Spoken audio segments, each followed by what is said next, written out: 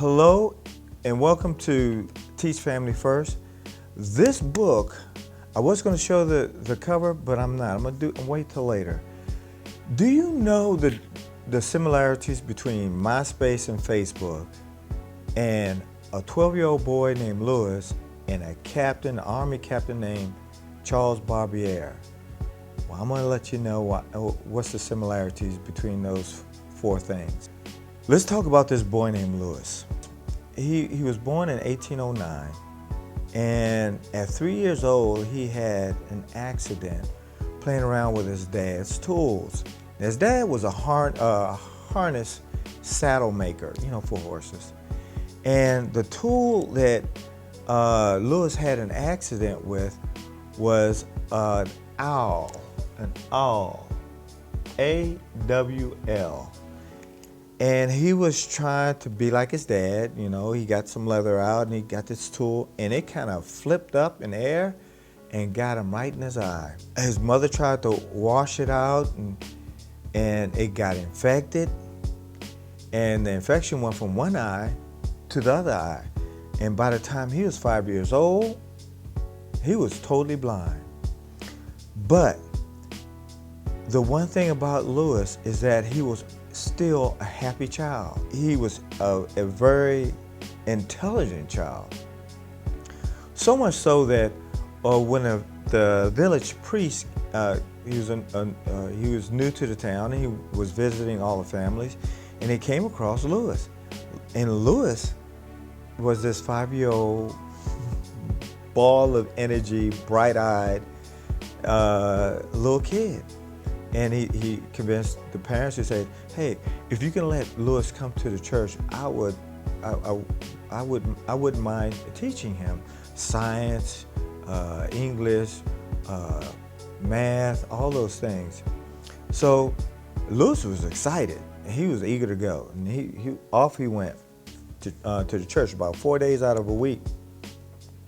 Now, the thing about it is that Louis was so intelligent that by the time he was 6 years old, his questions were getting harder and harder for the priest to answer. So he figured out, hey, I gotta somehow get this child to a school.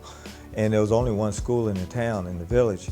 And so they took Louis over to the teacher, and he said, hey, I have a student here. He's very eager to learn.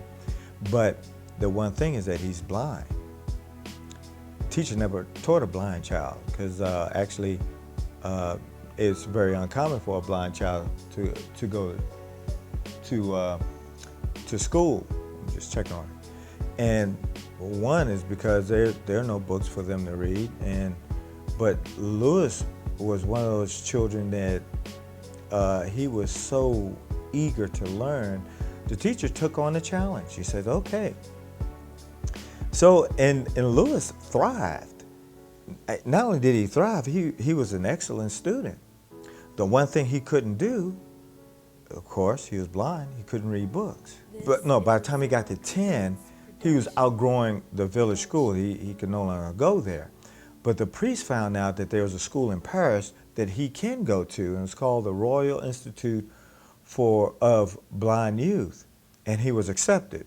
But the thing about it, he had to stay at the school because it was about 30 miles away from their small town called Couvray. I'll spell that for you. Coupvray,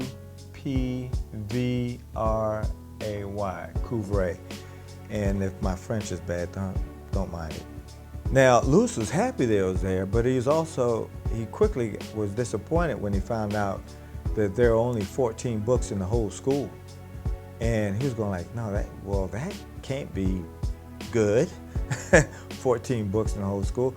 But see, the reason why there were only 14 books is because at that time, the only books they had were raised lettered books. Now, the raised letter books, each letter was about 3 inches long, so they were about this long.